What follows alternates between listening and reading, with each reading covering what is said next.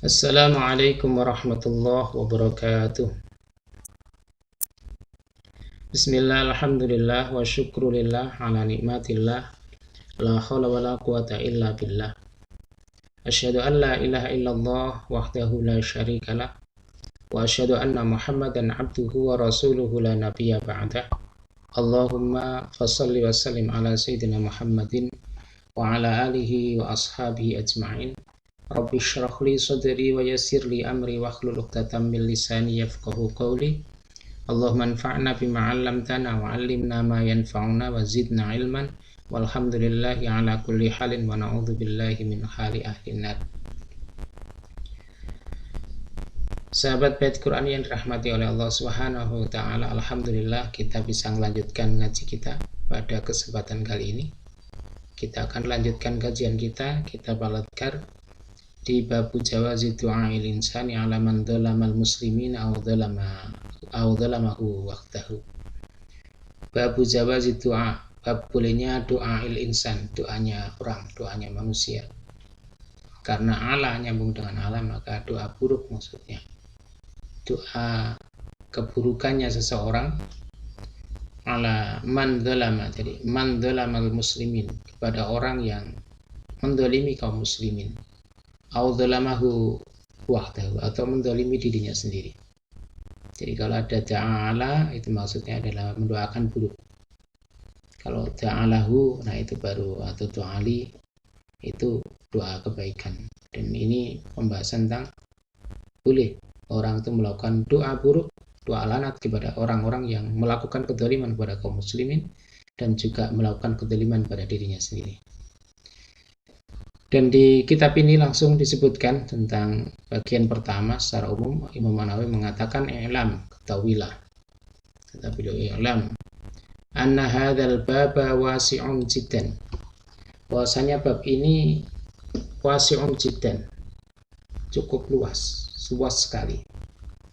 Wa qad tadhahara, dan sungguh telah menunjukkan atau menampakkan, ala jawazi, atas kebolehannya, itu nususul kitab wal sunnati, nas-nas kitab dan sunnah, wa af'alus salafil ummah, dan perbuatan-perbuatan salaful ummah, wa kholafiha, dan kholafnya ummah. Salaful ummah, generasi salaf, itu sahabat, tabi'un, tabi'ut tabi'in. Sedangkan kholaf itu adalah sudahnya.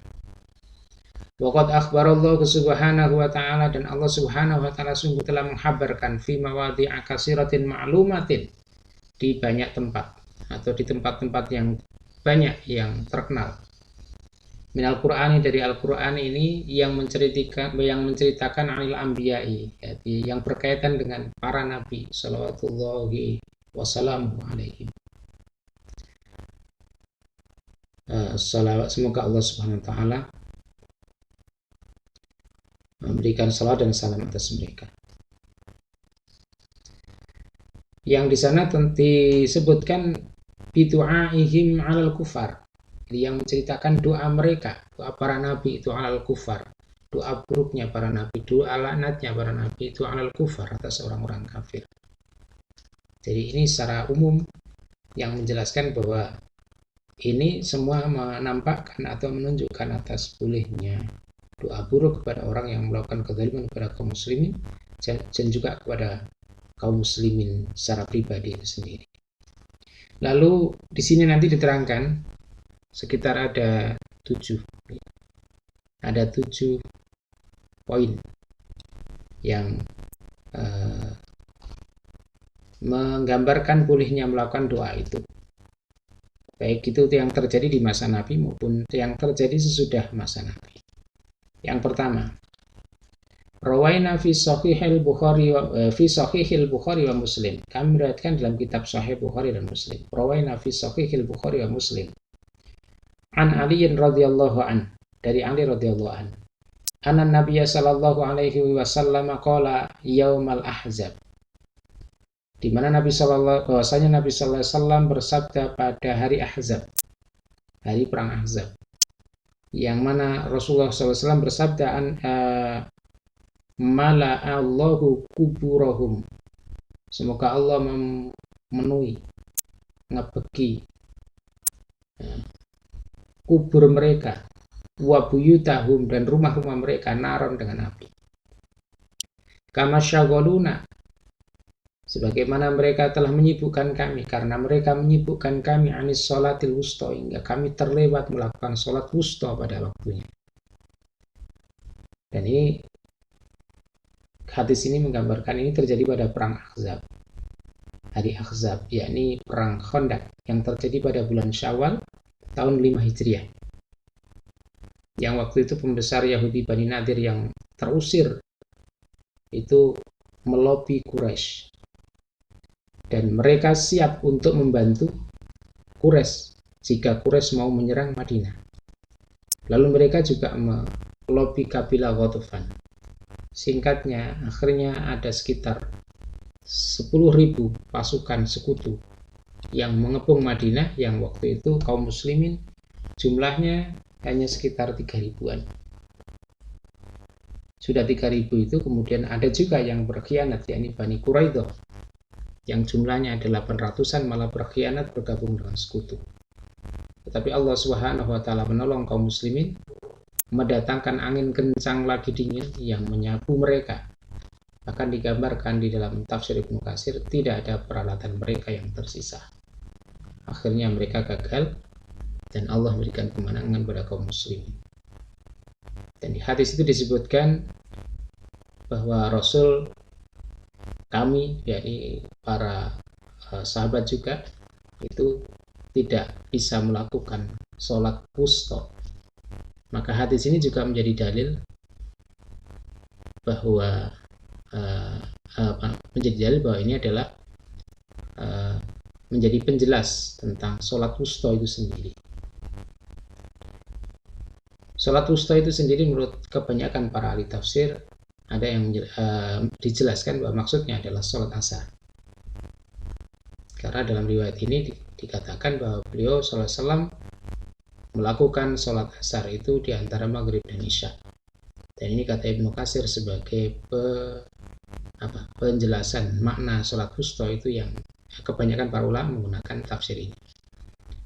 Namun ada juga pendapat-pendapat yang lain mengenai sholat wusta. Jadi tidak hanya satu pendapat, tapi pendapat mayoritas sholat wusta itu adalah sholat asar. Karena dalam Musnad Imam Ahmad dan Asy-Syafi'i diceritakan dengan gambaran yang lain. Jadi beliau terlewat sholat zuhur, asar, maghrib, dan isya, dan melakukan semua sholat itu pada waktu itu. Sehingga ini juga bisa menjadi dalil atau menjadi tafsir dari makna sholat wusta itu sendiri, yang tentu tidak akan kita bahas pada kesempatan kali ini. Kita fokus pada bahwa hadis ini menjadi dalil bolehnya melakukan doa keburukan kepada orang yang melakukan kezaliman kepada kaum muslimin. Kemudian yang kedua, di dalam kitab ini disebutkan warawaina fi sahihaini, kami meriwayatkan dalam dua kitab sahih, min turukin, dari jalur yang banyak, annahu sallallahu alaihi wasallam, bahwa Nabi sallallahu alaihi wasallam itu da'a mendoakan buruk, alal ladzina qatalul qurra, yang mereka mendoakan buruk atas orang-orang yang membunuh para qori, para ahli qiraah radhiyallahu anhum. Wa adamat doa, dan beliau melanggengkan doa alaihim, atas mereka, doa laknat atas mereka itu syahron, selama sebulan. Yaqulu, beliau mengucapkan doa dengan kalimat Allahumma al'an ri'lan wa dhakwan wa usayya, ya Allah laknatlah ri'lan, dhakwan, dan usayya. Dan ini kita tahu ini terjadi pada peristiwa di Bi'ru Ma'unah. Di Bi'ru Ma'unah. Jadi ini peristiwa di Bi'ru Ma'unah, sumur Ma'unah, di mana Rasulullah SAW atas permintaan Amr bin Malik, akhirnya beliau mengutus 70 laki-laki pilihan ahli qiraah. Ahli qiraah jangan dibayangkan hanya pandai baca Quran, tapi ahli qiraah adalah mereka adalah orang yang faham, faqih, bisa menjelaskan Al-Quran itu kepada orang lain. Misi ini dalam rangka untuk mengirim orang-orang yang nanti akan mendakwahkan di daerah Najd. Tetapi beberapa kabilah dari Bani Salim waktu itu, yakni Ri'lan, Dakwan, dan Usayya, itu malah mengepung dan membunuh mereka. Dan mereka semua terbunuh kecuali satu orang. Atas peristiwa ini kemudian Rasulullah Shallallahu Alaihi Wasallam melakukan doa laknat pada mereka dengan kalimat tadi, Allahumma al'an Ri'lan wa Dakwan wa Usayya. Beliau lakukan selama sebulan. Ini hadis yang kedua. Kemudian hadis yang ketiga, warawaina fi sahihaihima. Kami meriwayatkan dalam dua kitab sahih keduanya, an Ibnu Mas'udin radhiyallahu an. Dari Ibnu Mas'ud radhiyallahu an. Fi hadisihi, dalam hadisnya at-tawil yang panjang. Fi qissati Abi Jahlin, tentang kisahnya Abu Jahal wa ashabi dan sahabat-sahabatnya min Quraisy, dari kalangan orang Quraisy. Hina wada'u, ketika mereka meletakkan salal jazur, jeruannya unta. Saya terjemahkan itu aja. Jadi ini isi perutnya unta. Mereka letakkan ala dhahrin Nabi Shallallahu Alaihi Wasallam, di atas punggungnya Nabi Shallallahu Alaihi Wasallam. Maka fada'a alaihim, maka Rasulullah SAW melaknat mereka, mendoakan buruk atas mereka.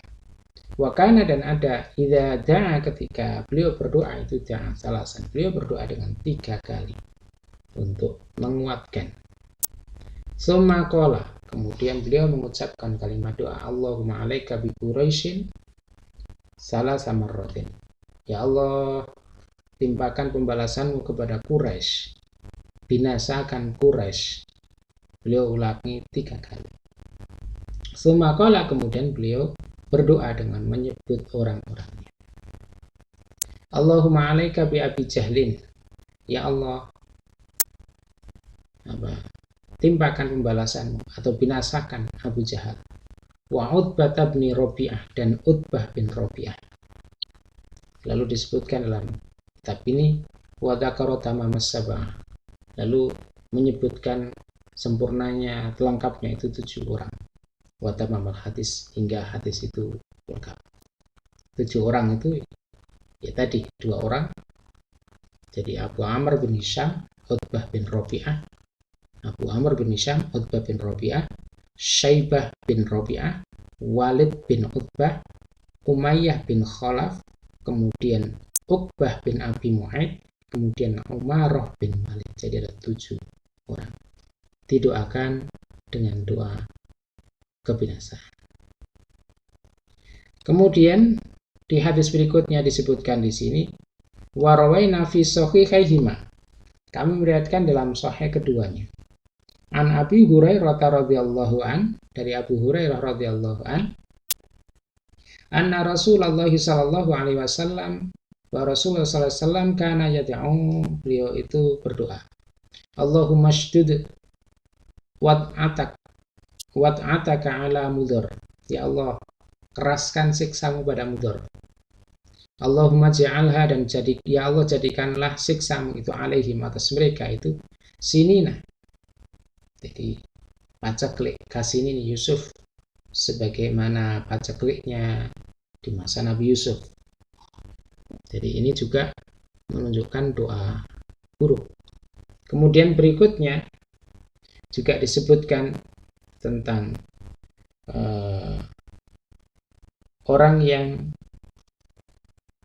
dinasihati untuk terikat dengan syariah, malah mereka menolak karena kesombongan. Warawaina fi sahihi Muslimin an Salamah bin al-Aqwa radhiyallahu anhu. Kami meriwayatkan dalam sahih Imam Muslim dari Salamah bin al-Aqwa radhiyallahu anhu, anna rajulan, bahwasanya seorang laki-laki akala bisyimalihi, dia memakan dengan tangan kirinya. Inda Rasulullah sallallahu alaihi wasallam, di sisi Rasulullah sallallahu alaihi wasallam. Maka faqala, maka Rasulullah bersabda kepadanya, kul biyaminik, makanlah dengan tangan kananmu. Qala, dia menjawab, la astati'u, saya tidak mampu. Qala, maka Rasulullah menjawab, lastata'ta, semoga Allah tidak memampukanmu. Diterangkan di situ mana'ahu ilal kibru, jadi tidak ada yang menghalanginya untuk makan dengan tangan kanan, melainkan kesombongan. Jadi dia tidak mau pakai tangan kanan itu karena kesombongan. Tidak mau taat pada nasihat Rasul itu karena kesombongan. Qala, maka berkata perawi, fama rafa'aha ila fihi. Maka dia tidak bisa mengangkat, dia tidak mampu menyuapkan makanannya ila fihi kepada ke mulutnya. Lalu diterangkan oleh Imam An-Nawawi, qultu aku katakan hadar rajul laki-laki ini adalah huwa busru bidomil ba wa bisinil muhmalah, dengan dhamma ba dan sin yang tanpa titik. Busru ibnu Ra'i, jadi ibnu Ra'i, dia Bisr ibnu Ra'i al-Air al-Asyai sahabiyun, dia seorang sahabat. Lalu An-Nawawi melanjutkan dengan kalimat fafihi jawazud du'ai ala man khalafa hukmas syar'i. Di dalam hadis ini terkandung kebolehan doa laknat, doa buruk atas orang-orang yang menyelisih, orang yang menyangkal hukum syara. Kalau dalam kitab syarahnya Imam Nawawi di kitab Sahih Muslim, beliau ada kalimat tambahan, yakni bila udrin, jadi tanpa ada udzur. Jadi dia menyelisih itu tanpa ada udzur. Bahkan beliau menambahkan wafihi, di dalam hadis ini juga ada faedahnya, yakni perintah untuk al-amru bil ma'ruf wan nahyu 'anil munkar. Jadi ada perintah untuk melakukan amar ma'ruf dan nahi munkar fi kulli halin, pada setiap keadaan, hatta fi halil akli, hingga dalam urusan dalam keadaan makan. Wastihbabi ta'limil akil, dan disunahkan untuk mengajari orang yang makan adab al-akli, adab makan. Idza khalafahu, ketika dia menyelisih ketentuan syariah. Maka kita juga begitu pada anak kita, kalau kita saksikan ada kekeliruan, ya kita ajari adab. Pada saudara kita, kepada teman kita, termasuk juga kepada orang-orang lain yang kita saksikan mereka melakukan kesalahan dalam adab makan. Makan saja seperti ini, apalagi kemudian urusan selain makan, tentu lebih diperintahkan untuk kita amar ma'ruf nahi munkar, tentu lebih diperintahkan untuk mengajari ketika itu urusannya adalah lebih besar dari sekedar urusan makan. Baik, lanjutannya ini nanti kemudian ada beberapa cerita yang terjadi di masa para sahabat. Yang ke-6 ini adalah ceritanya Sa'ad bin Abi Waqqas. Kita tahu Sa'ad bin Abi Waqqas itu adalah salah seorang sahabat Nabi yang pernah didoakan oleh Nabi, Allahumma stajib lahu idza da'aka. Ya Allah, ijabahi untuk dia ketika dia berdoa kepadamu. Siapa itu? Yakni Sa'ad. Nah, Sa'ad ini pernah difitnah. Maka ketika dia difitnah, lalu kemudian dia mendoakan buruk kepada orang yang fitnah. Baik, kita baca. Wa rawaina fi sahihil Bukhari wa Muslim, kami riwayatkan dalam dua kitab Sahih Bukhari Muslim. An Jabir bin Samurah, dari Jabir bin Samurah qala, dia berkata, Syaka ahlul Kufati.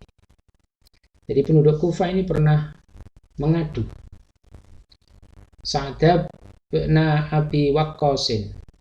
Jadi mengadukan si Sa'ad bin Abi Waqqas radhiyallahu an ini ila Umar, kepada Umar radhiyallahu an. Fa'azalahu, lalu Umar menurunkannya. Jadi dari posisinya sebagai petugas di Kufah. Itu pemimpin yang bagus begitu, kalau ada bawahannya kemudian melakukan ada persengketaan dengan masyarakat, ya langsung. Meskipun nanti kemudian siapa yang benar atau yang salah nanti diputuskan berikutnya. Wastamala alaihim, lalu kemudian Umar mempekerjakan seseorang atas mereka. Kalau menurut riwayat, yang dipekerjakan waktu itu adalah Ammar bin Yasir untuk menggantikan Sa'ad bin Abi Waqqas. Dan kita tahu sendiri bahwa Ammar bin Yasir ini waktu itu, kalau kita baca dalam kitab Fathul Bari, yang diutus tidak hanya Ammar bin Yasir. Ammar bin Yasir ini untuk walius sholah, untuk kalau gubernur itu untuk urusan non harta, karena waktu itu ada istilah waliyus sholah dan ada waliyus zakah. Untuk urusan keuangan itu diserahkan pada Ibnu Mas'ud, tapi non keuangan, kekuasaan yang berkaitan dengan kekuasaan non keuangan di wilayah Syam itu diserahkan kepada Ammar bin Yasir. Dan bahkan Umar juga mengutus salah seorang sahabat yang lain, yaitu Utsman bin Hunayf. Dia ini diserai dalam urusan yang namanya pertanahan, karena dia termasuk ahli pertanahan. Jadi, silakan lihat di Fathul Bari Ibnu Hajar. Di sana diceritakan ada 3 orang yang diutus untuk mengurus Kufah habis kasusnya Sa'ad bin Abi Waqqas ini. Dan ini dalam di Hasanah Saqafah Islam sudah masyhur, ada istilah waliyus sholah, ada waliyus zakat. Tapi sholat bukan bermakna yang memimpin sholat, tetapi ini adalah maksudnya adalah pemimpin yang non urusan harta. Kalau harta nanti ada istilah waliyus zakat. Kadang-kadang seorang gubernur itu diangkat atau seorang wali itu diangkat dengan kekuasaan yang mutlak, ada yang dibagi seperti ini. Lalu diceritakan wadzakarul hadis ila an qala. Lalu hadis itu lalu menceritakan hadis hingga di situ dikatakan arsala ma'ahu Umaru, di mana Umar itu mengutus bersama mengutus bersama Sa'ad bin Abi Waqqas ini rajulan, seseorang, au rijalan, atau beberapa orang, ilal Kufati, ke Kufah. Jadi Sa'ad bin Abi Waqqas ini bersama seorang yang diutus oleh Umar atau beberapa orang yang diutus oleh Umar ini menuju ke Kufah. Yas'alu anhu, yang orang itu tugasnya adalah menanyakan tentang perihal Sa'ad bin Abi Waqqas. Maka falam yada' masjidan, maka tidak ditinggalkan suatu masjid illa sa'ala anhu, melainkan dia bertanya tentang Sa'ad bin Abi Waqqas. Wa yasmuna ma'rufan, dan mereka sebetulnya memuji Sa'ad bin Abi Waqqas. Jadi ternyata mereka itu memuji Sa'ad bin Abi Waqqas dengan pujian yang baik. Hatta dakhalal masjidah, hatta dakhala masjidan, hingga utusan ini masuk ke suatu masjid li Bani Absin, yang dikatakan masjid itu adalah kepunyaan Bani Abs. Faqama rajulun, lalu berdirilah seorang laki-laki minhum, dari mereka, yuqalu lahu, yang dikatakan dia itu atau dikenal dia itu Usama bin Qatadah, namanya adalah Usama bin Qatadah. Yukna, dia diberi julukan kunyah seperti yang pernah kita bahas sebelumnya. Kunyahnya Aba Sa'dah, kunyahnya adalah Abu Sa'dah.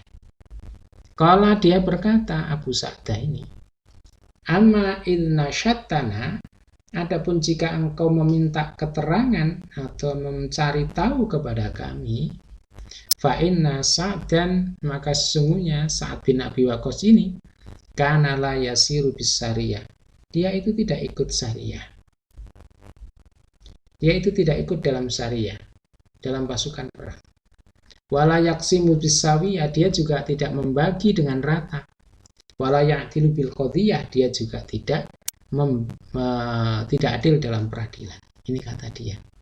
Maka mendengar fitnah yang diungkapkan olehnya itu kemudian qala Sa'dun, saat ini kemudian Sa'ad bin Abi Waqqas ini menjawab, ama wallahi, ama ini harfu istiftah, ama wallahi, ama tanpa tasdid, ama wallahi, demi Allah, la'at uwan nabi salasatin, sungguh aku benar-benar akan berdoa dengan 3 kali doa. Allahumma, ya Allah, in kana abduka hadha, jika ada hambamu ini ya Allah, kadiban, ada orang yang bohong, qoma riya'an, dia berdiri untuk riya, wa sum'atan, dan sum'ah, fa'atil umrohu, maka panjangkan umurnya, wa'atil faqrohu, panjangkan pula kefakirannya, wa'arridhu bil fitan, jerumuskan dia ke dalam berbagai fitnah. Maka diceritakan di kitab ini, wa kana ba'du dzalika yaqulu, sudah masa-masa itu dia mengucapkan, yakni orang yang didoakan tadi mengatakan, Syekhun kabirun maftunun, saya ini adalah orang tua yang terfitnah. Asobatni menimpaku da'watu Sa'din, doanya Sa'ad. Qala Abdul Malik bin Umair, jadi Abdul Malik bin Umair yakni perawi an Jabir bin Samurah, dari Jabir bin Samurah tadi berkata begini, fa ana ra'aituhu ba'du, dan saya melihat dia itu ba'du sudah itu qad saqata hajibahu, sungguh alisnya ini jatuh ala ainaihi, di atas dua matanya, maksudnya saking tuanya jatuh di atas kedua matanya, minal kibari, karena tua. Wa inna, dan sungguhnya dia la yata'arradzu lil jawari, dia sungguh menyodorkan dirinya itu lil jawari, pada gadis-gadis fituruk di jalan.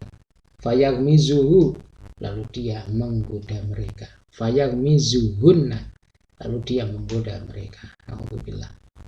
Ini orang tua itu malah kemudian melakukan tindakan seperti itu. Ini berbeda dengan orang-orang yang baik. Mestinya orang-orang baik seperti mudah-mudahan kita tidak seperti itu. Jadi kita semakin tua itu semakin dekat dengan Allah Subhanahu wa Ta'ala. Semakin tua semakin sadar bahwa kita ini akan menghadap kepada Allah Subhanahu wa Ta'ala. Dan yang terakhir di dalam kitab ini diterangkan tentang kisahnya Sa'id bin Zaid. Warawaina fi sahihaihima, kami riwayatkan dalam sahih keduanya, an Urwah bin Zubair, dari Urwah bin Zubair, anna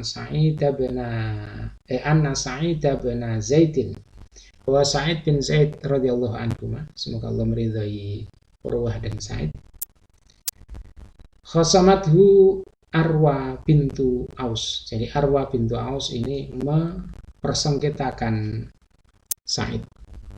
Jadi menganggap ada persengketaan dengan Sa'id. Ini ada yang mengatakan bintu Aus, ada yang mewakila Uwais, ada yang mengatakan bintu Uwais, jadi Arwa. Diadukan ila Marwan bin Hakam, kepada Marwan bin Hakam, penguasa pada waktu itu. Maka faqala Sa'idun, maka Sa'id berkata radhiyallahu anhu, Sa'id radhiyallahu anhu berkata, ana kuntu akhudhu min ardiya syai'an ba'da alladhi sami'tu min Rasulullah sallallahu alaihi wasallam. Jadi saya ini mengambil dari tanahnya sesudah saya ini mendengar dari Rasulullah sallallahu alaihi wasallam. Itu. Maka kemudian qala Marwan bin Hakam berkata, ma sami'ta min Rasulullah sallallahu alaihi wasallam, apa yang kau dengar dari Rasulullah sallallahu alaihi wasallam? Qala, maka dia menjawab, sami'tu Rasulullah sallallahu alaihi wasallam, aku mendengar dari Rasulullah sallallahu alaihi wasallam, yaqulu, beliau bersabda, man akhadha shibran minal ard, barang siapa yang mengambil sejengkal dari tanah, zulman, dengan cara kezaliman, maka tuwiqahu ila sab'i ardhin, maka dikalungkan kepadanya itu 7 lapis bumi. Ini baru sejengkal. Apalagi kalau kita ini melihat perampasan yang bermeter-meter, bahkan berhektar-hektar, entah itu dari tanah pribadi maupun dari tanah negara. Na'udzubillah. Betapa beratnya siksanya besok di yaumul qiyamah.